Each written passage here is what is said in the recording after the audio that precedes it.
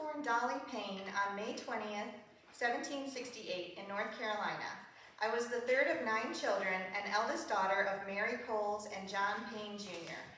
My family was in North Carolina at the time of my birth because my parents had moved there briefly to establish a Quaker community before returning to Virginia, where I grew up. I always spelled my name with an E. I grew up a Quaker, which meant there were strict rules I had to follow about how I dressed, who I could marry, forbidding my attendance at parties, and more. I was very close to my family growing up, but many of my siblings died young. By the time my husband became president, I had lost 3 of my brothers, as well as my youngest sister. In 1783, my father freed his slaves and moved our family from Virginia to Philadelphia to open a laundry starch merchant business. 6 years later, the business failed due to economic turmoil and debt. Because my father could not pay his debts, he was expelled from the Quakers, a major social humiliation for him. My father suffered from a deep depression, yet he encouraged me to marry John Todd, a young Quaker lawyer. My father felt he would be a good provider for me. But for me, John was a love match. We were very happy together. My father passed away only 2 years later. John and I were married on January 7th, 1790. I gave birth to our first son, John Payne Todd, in 1792. He was named after both my father and my husband, but we called him Payne. My second son, William Temple Todd, was born in 1793, and he was named after one of my brothers. Life was good for us. But then the yellow fever epidemic of 1793 struck. The epidemic claimed the lives of 5,000 people in Philadelphia. My in-laws both died from yellow fever in early October. On October 24th, I lost both my infant son William and my husband John on the same day. I had contracted the fever while caring for my loved ones, but I continued to nurse them and eventually I recovered. When it was all said and done, I was left alone with 18-month-old Payne. My mother had begun running a boarding house for congressmen to make ends meet. Payne and I went to live with her. This is how I met Aaron Burr. He was a boarder and became a trusted friend. In fact, I trusted Mr. Burr so much that I named him the legal guardian of Payne. Mr. Burr also happened to be a longtime friend and colleague and former classmate of James Madison. One day, James spotted me walking in town, and he thought I was pretty. He asked Aaron for an introduction. Aaron brought James to my home to meet me. Aaron was a great friend to us, until we had to sever ties with him after all of his legal troubles, but that's another story. In my humble Quaker early life, I would never have imagined I'd wind up married to the father of the Constitution. James played a central role in the conception, drafting, and eventual ratification of the Constitution you still use all these many years later.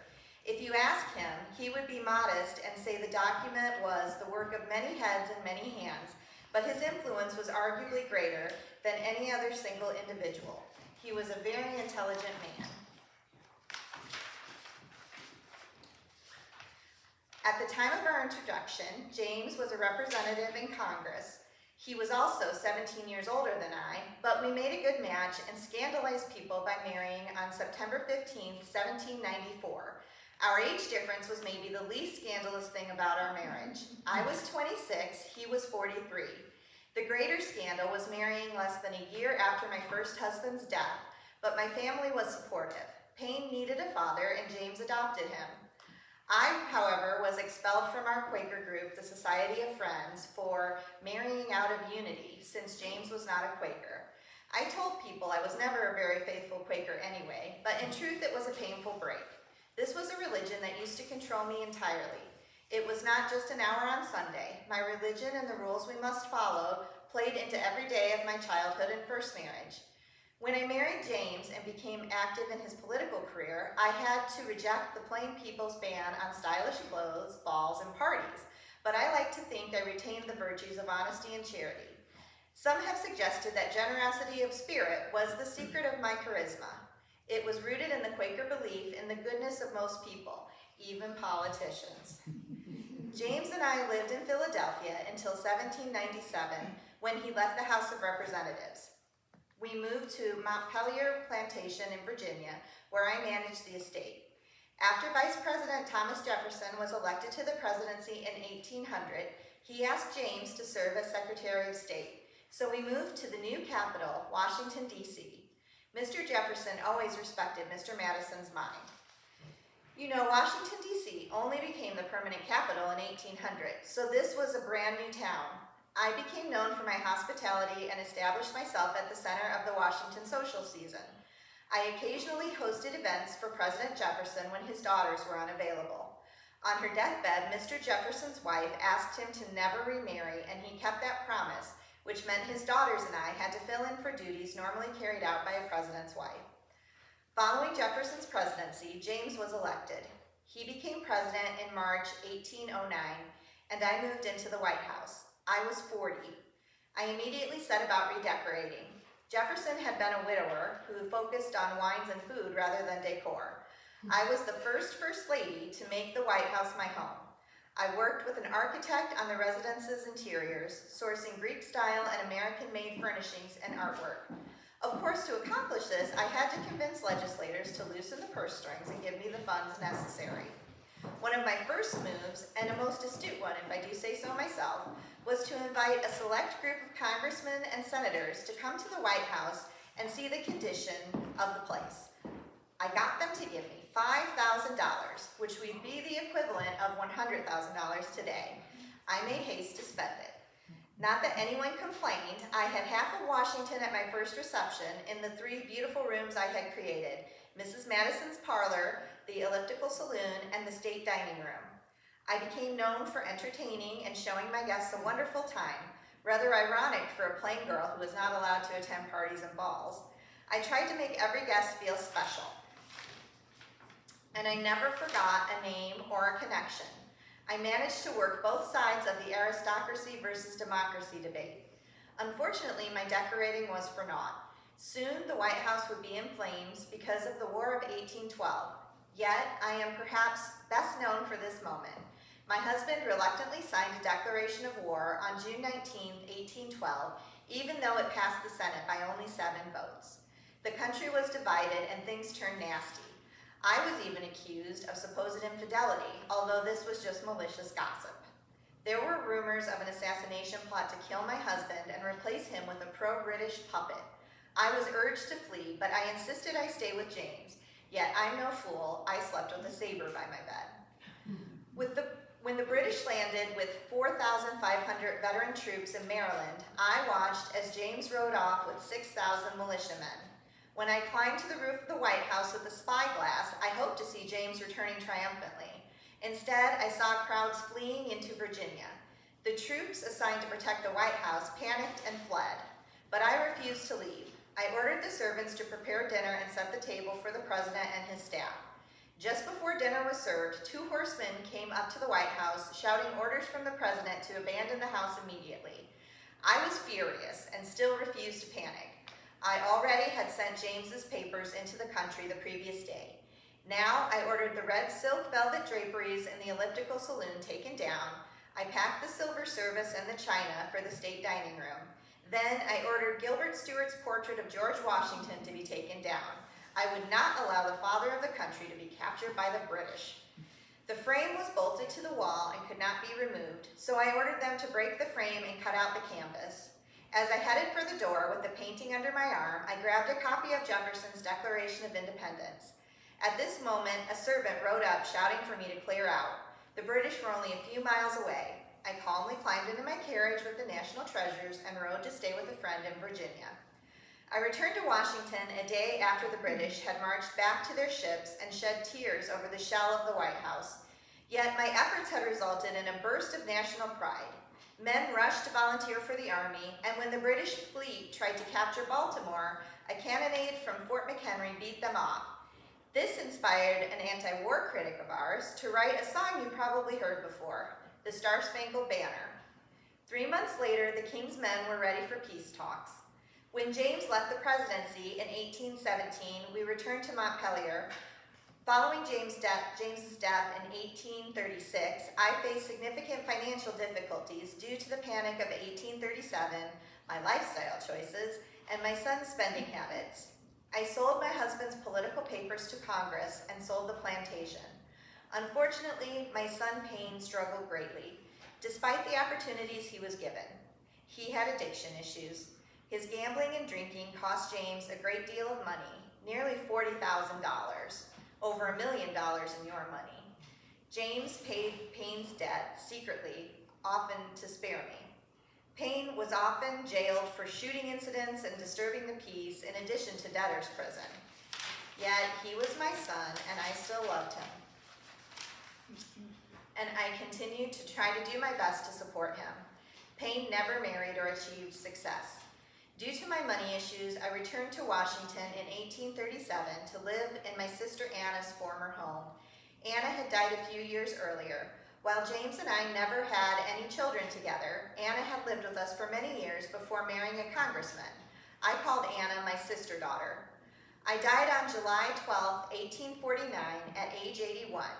At my funeral, President Zachary Taylor gave a eulogy where he referred to me as the First Lady of the land. Some say this is where the term First Lady originated.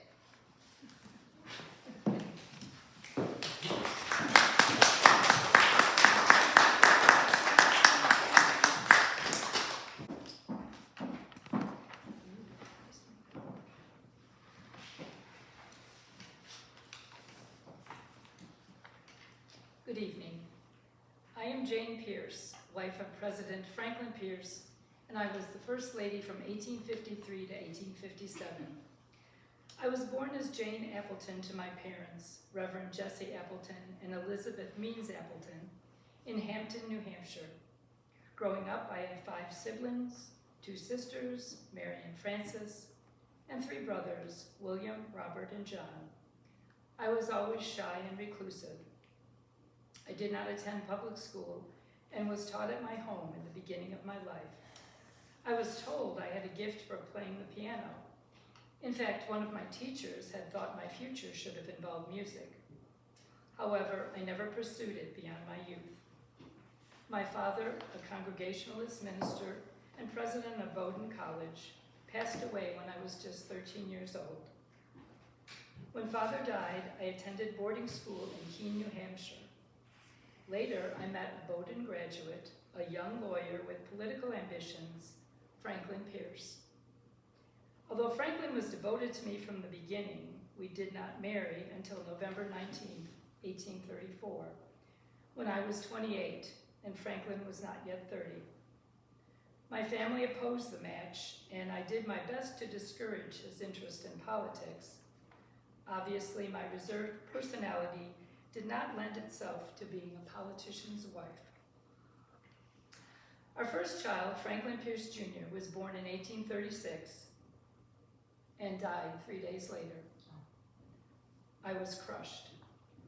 I already was prone to deep depressions, and this tragedy felt like too much. Our next baby, Frank Robert, was born 3 years later in 1839. We were blessed with Benjamin in 1841. It was my dislike of the city of Washington, plus the responsibility for 2 growing boys, that played heavily into Mr. Pierce's decision to retire as a United States Senator, at what some thought was the height of his career in 1842. Little did we know what the next year would bring. Our little boy Frank would be dead from typhus at the age of 4. Franklin decided to serve his country once again in the Mexican-American War. This endeavor earned Mr. Pierce the rank of brigadier and local fame as a war hero. I was happy to have him safely home again in 1848, and for 4 years we lived a quiet life in Concord. This was the happiest time of our lives. I loved being a mother to little Benny and watching him grow up. He brought me such joy after the tragic deaths of my first 2 babies. Then in 1852, the Democratic Party made Mr. Pierce their candidate for president. I fainted at the news. Franklin took me to Newport for a respite. It was during this separation that young Benny wrote to me, "I hope he won't be elected, for I should not like to be at Washington, and I know you would not either." When Franklin became president-elect, he convinced me that his presidency would help to guarantee Benny's success in life. With that hope in mind, I decided I would be able to withstand my time in Washington. Together as a family, we journeyed by train on January 6, 1853. Our train car was derailed, and 12-year-old Benny was killed right in front of us. The whole nation shared in our grief, but this was of little consolation to me. I was a mother who had outlived all 3 of her sons. The horror of it was just too much for me. I never fully recovered from the loss of Benny. Franklin's inauguration took place on March 4th, without an inaugural ball or my presence. With reluctance, I joined my husband a month later. I turned to prayer for solace and had to force myself to meet my social obligations as the First Lady. Luckily, I had Abigail Kent Means for companionship and help. Abigail was my childhood friend, who later became my aunt by marriage. By the time of our residency in the White House, Abigail was a widow without children, so she had the ability to spend long periods of time with me and help to perform the official duties of the First Lady. I loved Abigail like a sister. I also was blessed with the friendship of the wives of cabinet members, especially Mrs. Jefferson Davis, the wife of the Secretary of War at the time, although she later would become the First Lady of the Confederacy. Mrs. Davis and other cabinet wives also would step in to perform hostess duties when needed. I did not receive publicly at the White House until January of 1855. I suffered from a deep depression and spent much of my time writing notes to my beloved Benjamin. I tried to put into them all the love I felt for him and was not sure I adequately expressed during his short lifetime. My repressed nature made me less demonstrative than some. Attempting to engage with the world again, I attended congressional debates, which some found surprising. Yet I was very well educated and had observations of my own. I was always kind to the White House staff. I usually had them attend church on Sundays, since both my husband and I were very strict about the Sabbath. We did oversee some changes to the White House, like adding a furnace, a tile-covered bathroom with hot and cold running water, and ornate mirrors, which are still being used today. My husband even purchased a beautiful china service bought at the New York World's Fair. Yet my health became even more fragile, and Mr. Pierce would have a dozen or so of my nieces and nephews visit and care for me. After James Buchanan was elected in 1856, my husband and I left the White House early and stayed with the Secretary of State, so the staff could prepare the House for the new incoming president. Franklin remembered his first day and how nothing had been ready for him. He had not a room or a bed, and he and his secretary wound up sleeping on chairs. Franklin wanted Mr. Buchanan to have an easier start. I did not attend the swearing in of Mr. Buchanan. I was ready to be done with Washington. After we left that city, we spent a short time in New England. Franklin was in New Hampshire to settle accounts. I was in Andover with my sister Mary. Then we reunited and set sail for the Caribbean on board the USS Powhatan, a government ship loaned to us by President Buchanan. From the Caribbean, we sailed to Europe, where Franklin made a valiant attempt to help me recover, but by then, my depression had become chronic, and I had contracted tuberculosis, which made me even more irritable.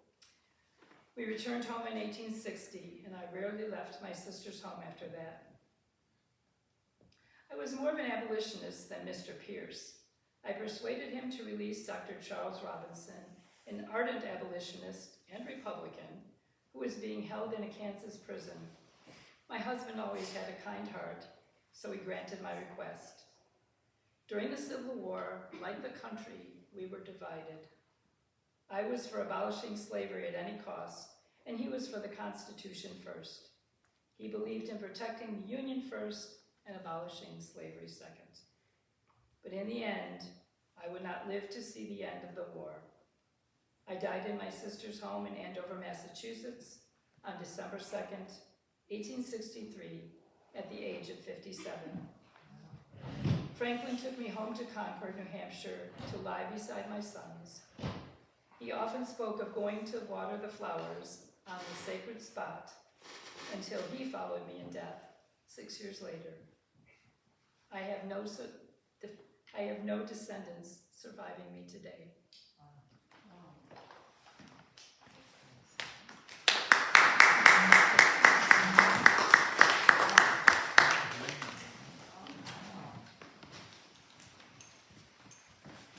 Good evening.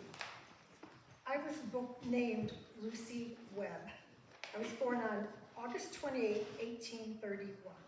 My parents were James and Maria Webb. I grew up in Chillicothe, Ohio. You would not have heard about me had I not married a lawyer who I met at Ohio Wesleyan University, Rutherford B. Hayes. We married on December 30th, 1852. Rutherford and I welcomed 8 children into our family. Only 5 of our children lived to be adults. When the Civil War started, I suggested to Rutherford that he should enlist in the Union Army. He was in the 23rd Ohio Volunteer Infantry. I would visit Rutherford at camp and help care for wounded soldiers. When the war ended, my husband wanted to go into politics. He started his political career as a U.S. representative, then governor of Ohio. He was elected president in 1876. The happiness we felt about Rutherford winning was overshadowed by this being called the only stolen election in the history of our country. Now, I was not previous to all of this. They say wealthy Republicans paid for electoral votes to get Rutherford to the White House. He won by 1 electoral vote. Rutherford was not well liked.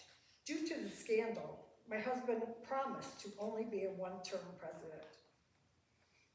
I moved into the White House as the only president's wife to have a college degree. I was called the First Lady Rutherford, and I decided to ban alcohol from the White House. I was then given the name Lemonade Lucy. That makes people picture me as a Puritan with no charm or grace. This was not a decision we made lightly. It did not make us popular. In 1877, we felt our country was drowning in alcohol. Many marriages and homes were lost to alcohol. I supported my husband's stand on alcohol. Many people blamed me for the ban. I think you ladies understand it's very important to stand with our men. Being a politician's wife meant there were many causes I could not get involved in. I could not speak on behalf of women reformers. Did you know of Susan B. Anthony? She was the founder of the women's suffrage movement. She visited the White House and met with my husband. She wanted the president to make a constitutional amendment giving women the right to vote. This was not a popular issue in the 1870s. My time spent with Susan was giving her a tour of the White House. I could not join the National Women's Suffrage Association or the Women's Christian Temperance Union. I became the honorary president of the Women's Home Missionary Society. We tried to better the lives of poor living in slums in American cities. This was a respected cause. Poor Rutherford was never well liked. I was very popular. Well, not by the drinkers. Advertisers used my pictures on their products. The old Washington Press called me the most influential First Lady since Dolly Madison. There will always be whispers that I should have done more to help the women's movement. Right or wrong, I had to choose a cause that was not controversial. That was how I supported my husband. I also supported African American rights. Before the emancipation, Rutherford and I supported the abolition of slavery. When we were in the White House, we invited many more African American guests than previous presidents. I was the first lady that understood the importance of charity. I spent time and money fighting poverty, encouraging education, and promoting social reform. In 1881, our time in White House ended.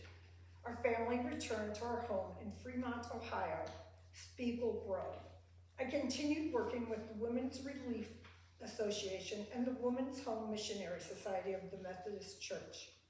I had a stroke in 1889 and passed away. I'm buried next to my husband at the Ruther B. Hayes Presidential Library and Museum at Spiegel Grove.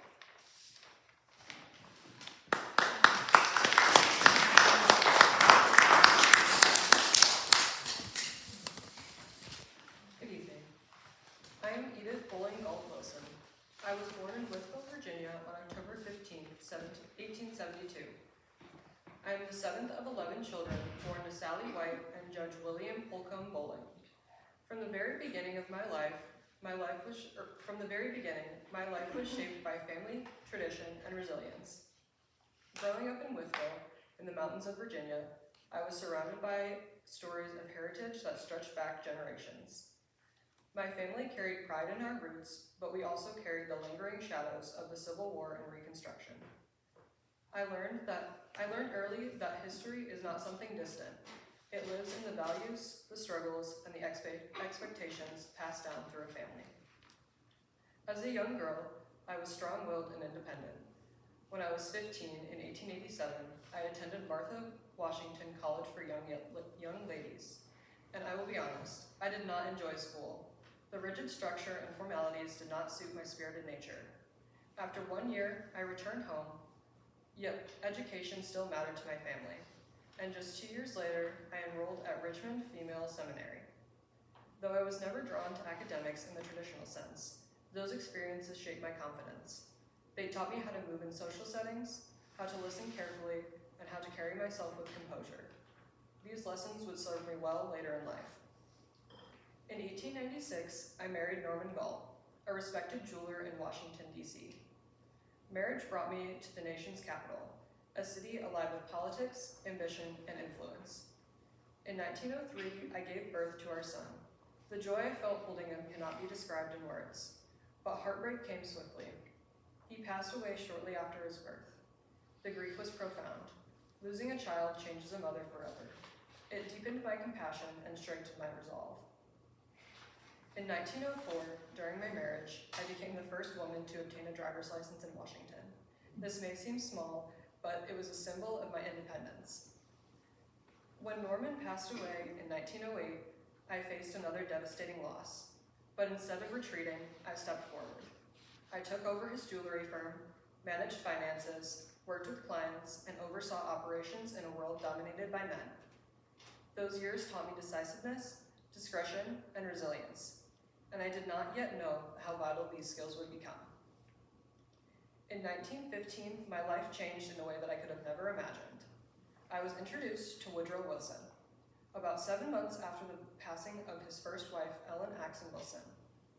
He was carrying both personal grief and the heavy burden of leading a nation. Our conversations were immediate and meaningful. He spoke to me not merely as a companion, but as a confidant. He proposed to me 2 months after we met, and on December 18, 1915, I became his wife. Our marriage was not distant or ceremonial. He confided in me daily, sharing policy updates and seeking my thoughts. I listened as he spoke about democracy, justice, and America's role in the world. When the United States entered World War I in 1917, the White House became a place of constant urgency. Soldiers were being sent overseas, families were sacrificing, the nation was united in purpose, but strained by war. My first time as lady was not traditional. I believed that leadership required example. I wore thrifted clothing and adhered to strict rationing protocols. I encouraged what became known as gasless Sundays, meatless Mondays, and wheatless Wednesdays. I promoted war bonds and volunteered with the American Red Cross. If American families were conserving food and fuel for the war effort, then I believed I must do so as well. I did not see myself as above the citizens of this country. I saw myself as one of them. But the greatest trial of my life came in 1919. my husband embarked on a nationwide speaking tour to promote the Treaty of Versailles and his vision for the League of Nations, an organization he believed would prevent future wars. On September 25, 1919, he collapsed in Pueblo, Colorado. The strain of the tour had taken its toll. Then on October 2nd, back in the White House, he suffered a severe, paralyzing stroke. In a matter of hours, everything changed. The President of the United States was incapacitated. There was no constitutional amendment at that time clearly outlining what should happen in such a crisis. The nation was politically divided. The League of Nations faced intense opposition in the Senate. The world was watching America's next move.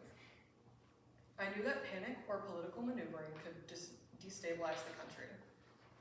To prevent chaos and accusations of overreach, I quietly took control of the flow of information to the Oval Office. I did not declare myself president. I did not make policy independently. Instead, I became the steward of access. I reviewed documents, summarized issues, and determined which matters were essential enough to bring to my husband's bedside. I protected his strength fiercely. For 17 months, I effectively managed the executive branch. Every paper, every request, and every decision passed through my hands. Some later called me the first woman president. Others accused me of hiding the truth about his condition. I understand why history debates my role, but I must ask you to imagine the weight of my responsibility. The balance between transparency and stability, between loyalty to a husband and duty to a nation. I acted out of devotion and necessity. I believe my role was to preserve the presidency during an unprecedented crisis. Whether history judges me kindly or critically, I know I did what I believed was right in that moment. When his term ended in 1921, we left Washington quietly.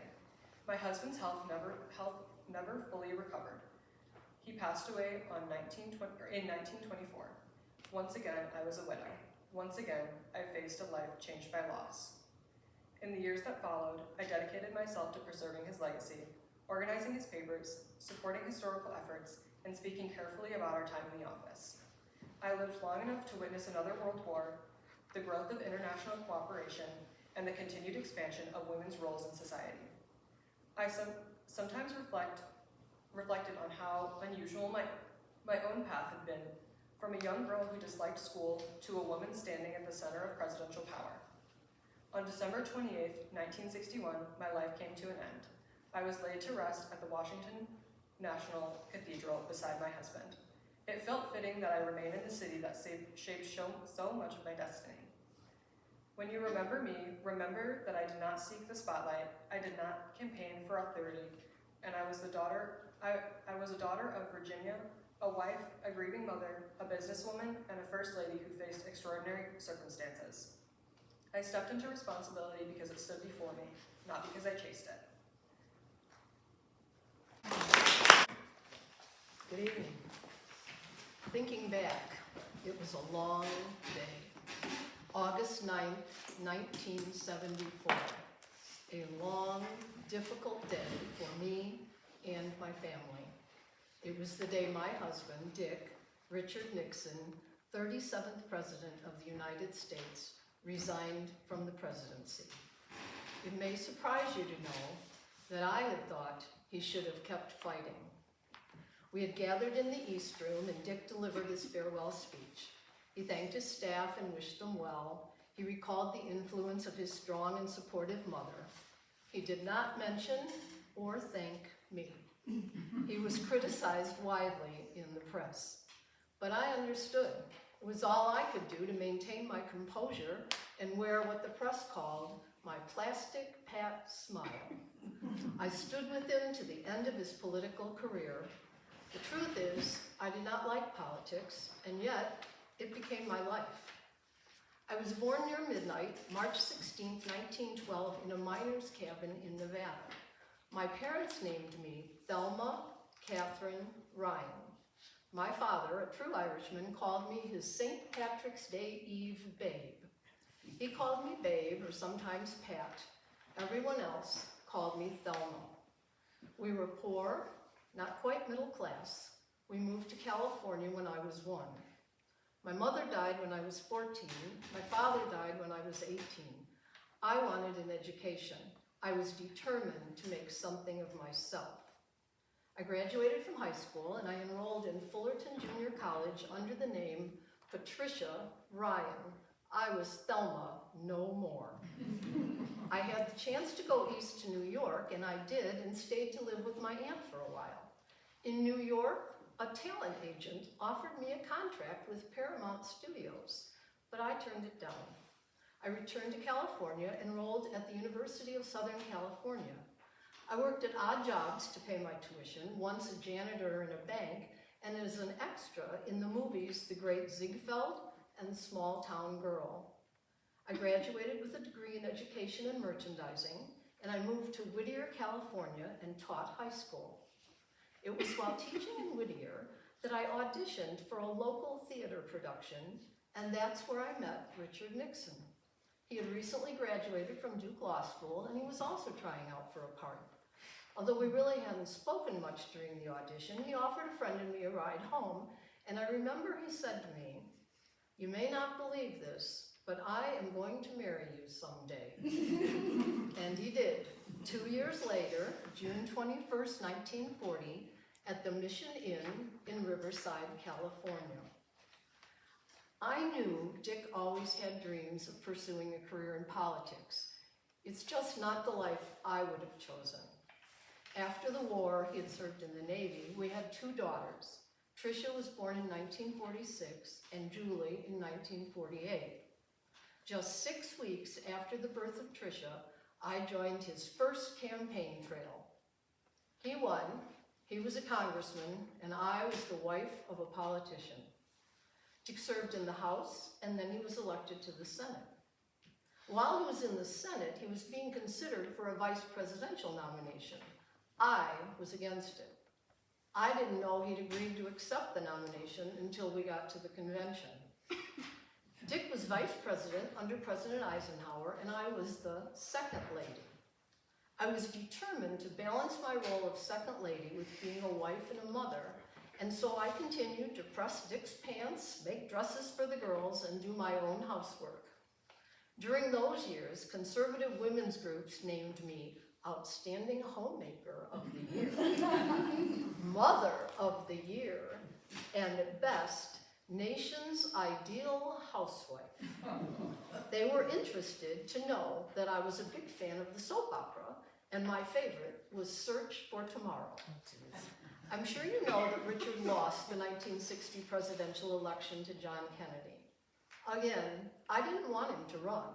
When he lost, I made him put in writing a promise to quit politics, a promise he broke when he ran for governor of California and lost, and broke again when he decided to run for president. On January 20th, 1969, my husband, Richard Nixon, was inaugurated as the 37th President of the United States, and I became the First Lady. I recall there was some concern among my staff that I didn't have a signature initiative or a cause, like the 2 First Ladies before me. If I say Jackie Kennedy, you say arts and culture and style and redecorating the White House. If I say Lady Bird Johnson, you say environmental protection, the Highway Beautification Act. If I say Pat Nixon, you say, exactly. But I did have an initiative. I championed volunteerism and addressing social problems at the local level. I believed in community service, working with charitable organizations, and I often said, people were my project. I was a strong supporter of the American Red Cross, the Girl Scouts, the American Cancer Society, and as First Lady, I was able to address some things that I saw were needed at the White House. I had wheelchair ramps installed for those with physical handicaps. I had the police, who served as tour guides, wear jackets and slacks instead of uniforms, and I asked them to please keep their guns hidden. I also asked them to speak slowly, so the deaf could read their lips, and I directed them to let blind visitors touch antiques so they might get the feel of objects, shape, and texture. I had pamphlets describing White House rooms translated into foreign languages. As often as I could, I answered my own mail. I went downstairs and personally greeted guests, shook hands, signed autographs, and posed for pictures. Once, a young boy was at the White House for a photo op, and he was very nervous. I tried to relax him, and finally he said, "This isn't your house." I asked him why he thought that, and he said, "Because I don't see your washing machine." So I took him to the 3rd floor, and I showed him the washing machines in the laundry rooms.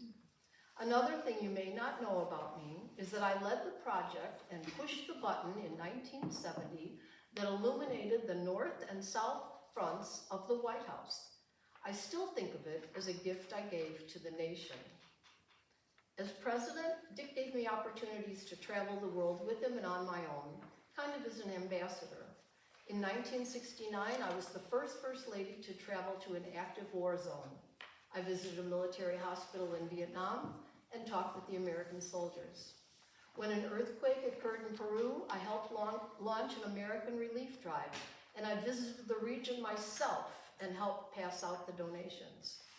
When Dick was at meetings in China, I toured Beijing and happened to mention a fondness for the giant pandas. Premier Chow En-lai gifted 2 giant pandas to the Smithsonian National Zoo. And I was the first First Lady to travel to Africa without my husband.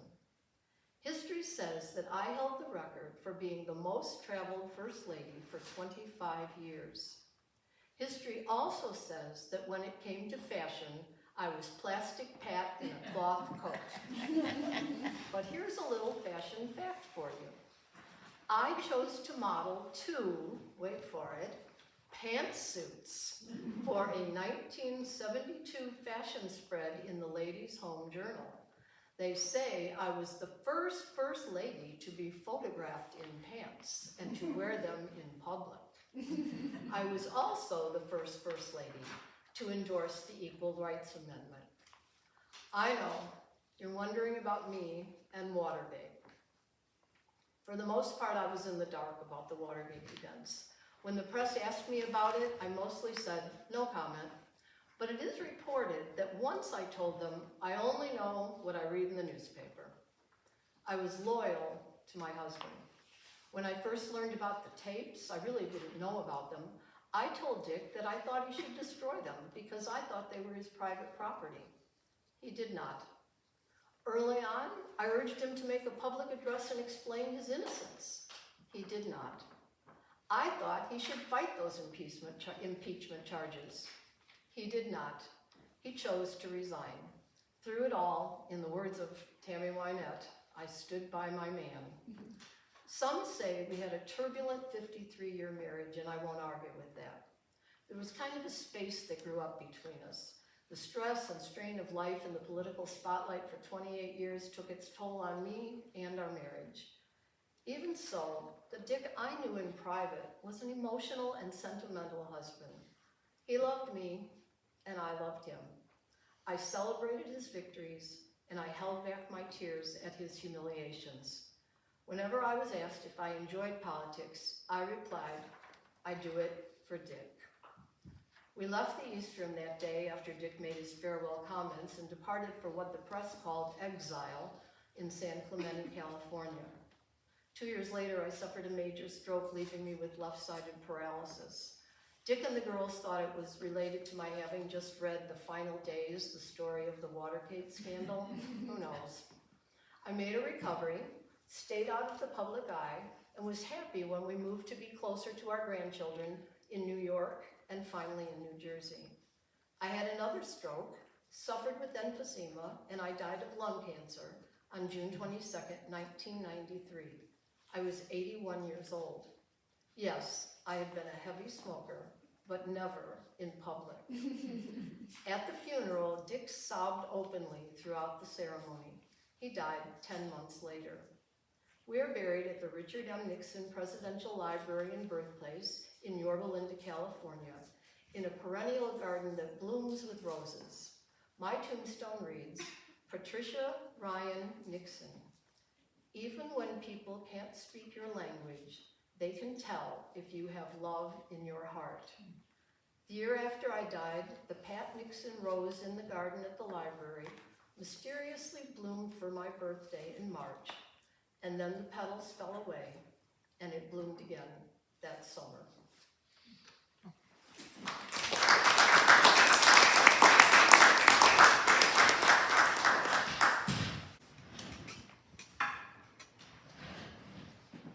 I suppose I should begin by saying this plainly, because I always preferred plain talk. My name is Betty Ford, formerly Betty Ann Bloomer, and I'm an alcoholic.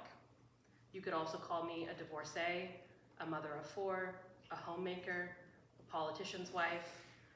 What you should not have supposed to call me was second lady, and definitely not first lady. My husband did not campaign to become vice president or president. When Spiro Agnew resigned in 1973, Jerry was asked to step in as vice president. Less than a year later, when President Nixon resigned, my husband became president of the United States. Overnight, America found itself with a president and a first lady who had not been elected at all. And I found myself standing in the East Room thinking, well, Betty, here we are. I understood immediately that this unsettled people. Americans, we value process, we value legitimacy, and we want to know how power is earned. So Jerry and I made a quiet promise to another. We would be honest, we would be steady, and we would not pretend to be something we were not. That promise shaped everything I did as First Lady. I was often told, sometimes kindly, sometimes not, that my role was to smile, to host, and to remain discreet. But I never believed that being a lady required silence. I said publicly, and I meant it, why should my husband's job, or yours, prevent us from being ourselves? Being ladylike does not require silence. That sentence followed me everywhere, whether people wanted to hear it or not. I supported the Equal Rights Amendment because I believe fairness should not depend on gender any more than it should depend on race or religion. I said then, and I say it again now, ratification of the ERA is the single most important step our nation can take to extend equal opportunities to all Americans. Not just women who worked outside the home, not just women who stayed inside it, all women. I understood that my life looked different from many women's lives. I had privilege, I had opportunity, I stood inside institutions most people never enter. But the law should not see us differently because of that. As I explained at the time, the ERA did not ask women to abandon their families or their faith. It does not ask us to change our priorities. It gives us the freedom to choose them. That mattered deeply to me. And I understood, perhaps more than some expected, that life does not always unfold according to plan. Before I ever set foot in the White House, I had already lived through a divorce. That was not something women spoke about easily in the 1940s, or admitted proudly, even decades later. But I learned something important from it. Dignity does not come from pretending everything worked out perfectly. It comes from telling the truth about your life and continuing forward with compassion for yourself and for others. That experience shaped how I saw women's choices. Marriage, work, motherhood, independence, none of these should come with shame attached. If we say we believe in equality, then we must believe women are capable of deciding their own lives, even when those decisions are difficult. And equality could not be selective. Once you believe in equality, you cannot decide who deserves it more. Civil rights were not something you supported quietly in private while avoiding the discomfort of public commitment. If equality meant anything, it had to mean fairness for women, for Black Americans, for all who had been excluded from full participation in our democracy. That position had consequences.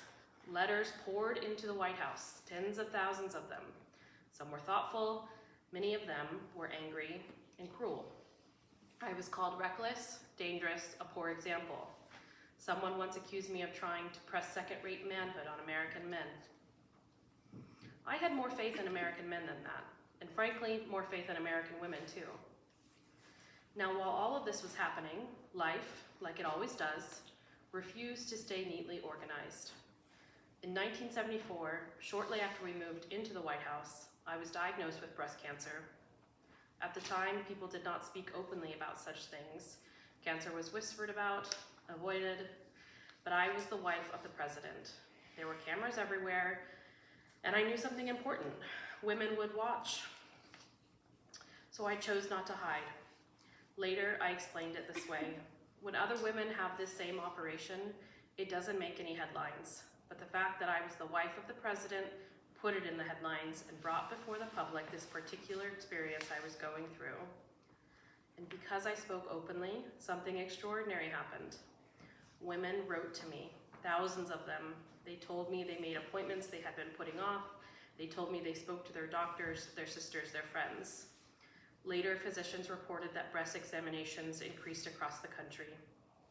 That was the moment I understood something very clearly. Silence does not protect us, silence isolates us.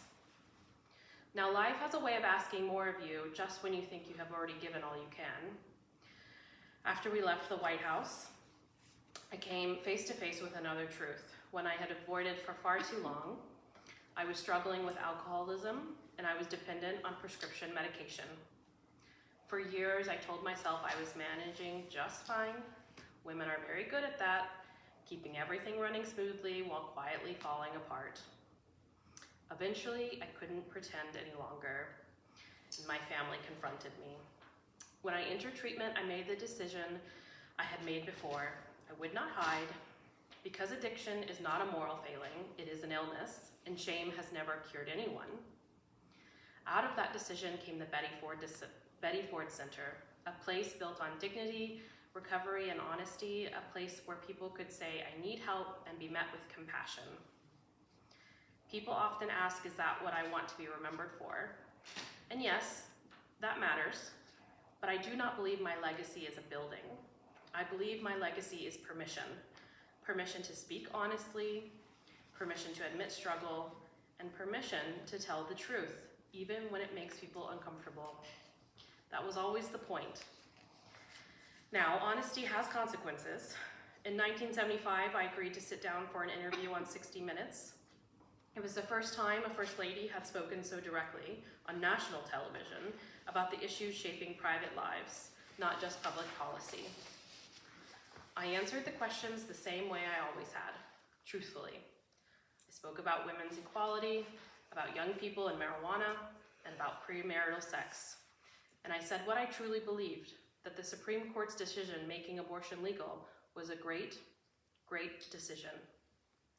The reaction to my interview was immediate and intense. The White House mailroom overflowed. Some said I had gone too far, others said I had finally said what women were thinking but rarely allowed to say out loud. I answered many of those letters myself. I told parents that loving their children meant listening to them, even when their choices frightened you. And slowly something shifted. By the end of that year, I was named one of the most admired women in America. Unfortunately, my husband's poll numbers did not fare quite as well. History may debate whether my candor helped Gerald Ford or hurt him politically.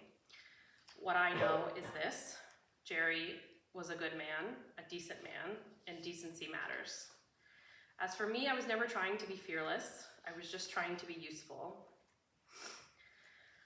I once said, I have an independent streak. It's hard to tell an independent woman what to do. And if speaking plainly made people uncomfortable, that was usually how I knew I was doing something worthwhile. Thank you.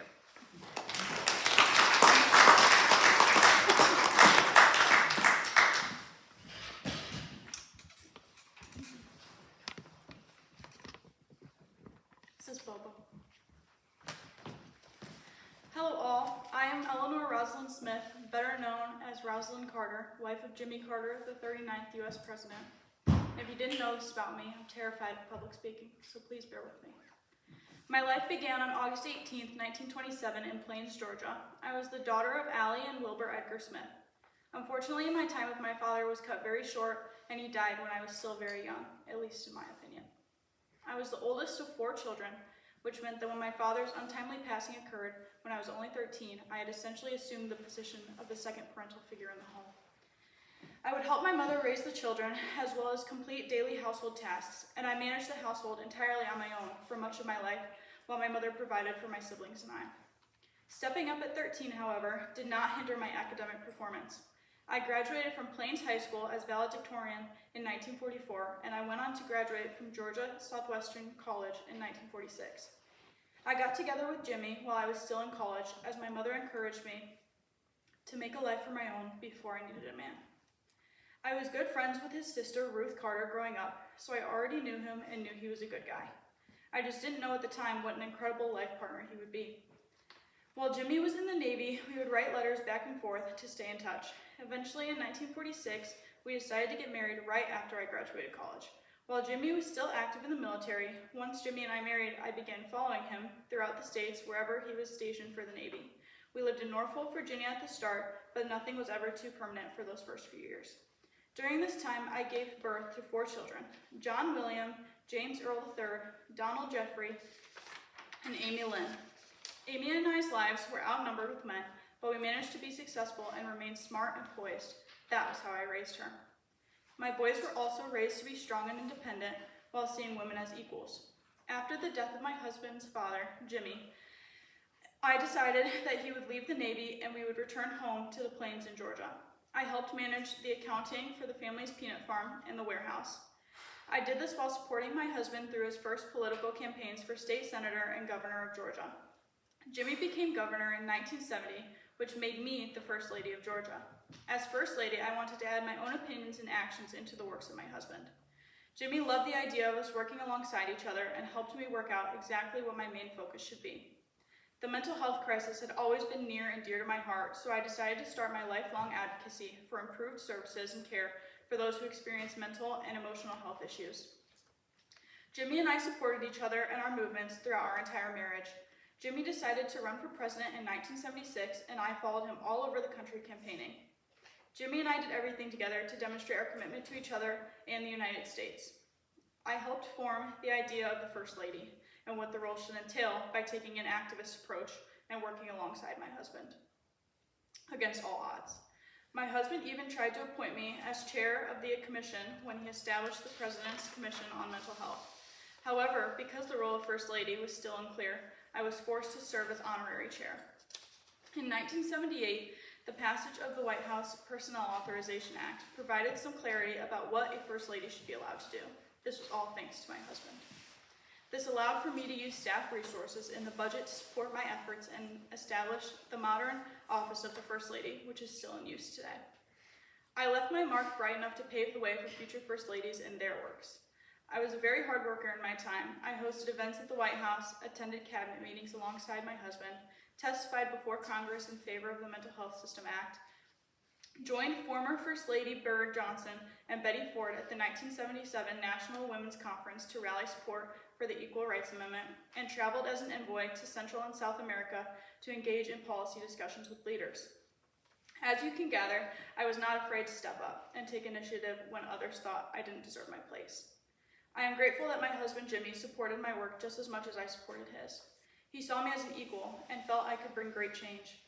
Shortly after leaving the White House, Jimmy and I founded the Carter Center, a private nonprofit institution committed to human rights, the resolution of conflicts, improved health initiatives, and the enhancement of freedom and democracy. We were afraid our work would end and fizzle out if we did not continue our efforts. I served on the board of trustees as a full partner with the president in all the center's activities. I continued my life's work through the Carter Center, but I also worked with Habitat for Humanity, was awarded the Presidential Medal of Freedom in 1999, and was inducted into the Women's Hall of Fame in 2001. I also authored 5 books to try and spread information and awareness for all things I cared so deeply about. I wrote about my life story, how to make the most of your life, a book for caregivers, a mental health guide, and more. I accomplished many things in my time, like virtually destroying the measles spread in just 2 years with mass vaccinations, defying the speculations of the public that I would crash and burn in my efforts and that I would not be able to make any change as a woman. Finally, my husband and I both always managed to save our disagreements for private. We always presented a united front, fully agreeing with each other on every topic in public. I think my greatest accomplishment was juggling the life of mother, wife, and activist, all while never showing weakness to the public. Some interesting facts about myself are that I was photographed with John Wayne Gacy, the infamous serial killer, as I worked alongside him for many years. I started a conservation and trail in efforts to protect monarch butterflies, and Jimmy and I actually broke the record for the longest married presidential couple. Although it may feel like my efforts are still so relevant today, they live on without me. As I passed in 2023, and I was buried at the Carter property back at home in Plains, Georgia. I hope that my life story can inspire those who may have had a troubled childhood to grow and change themselves in order to succeed.